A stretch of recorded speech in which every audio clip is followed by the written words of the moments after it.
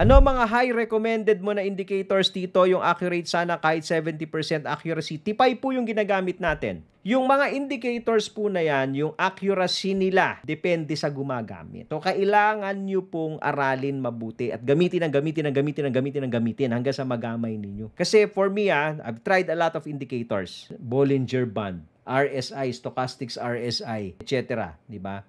And then, I realized that the market move based on liquidity and yung movement niya is also based on price action. Kaya inimbento natin yung Tito Price Action Indicator or TIPI. Kaya ginawa natin siya. So yung mga oscillators usually delayed Pero makakatulong po yun kung kabisado mo. Alam mong delayed siya. So kailan mo siya gagamitin kung delayed siya? Alam mong may mga false signal siyang ibibigay. So kailan mo siya hindi gagamitin? Kasi false signal siya. At ikaw lang as a trader ang makakadetermine nun habang ginagamit mo, habang ginagamay mo. Follow for more Tito Moves!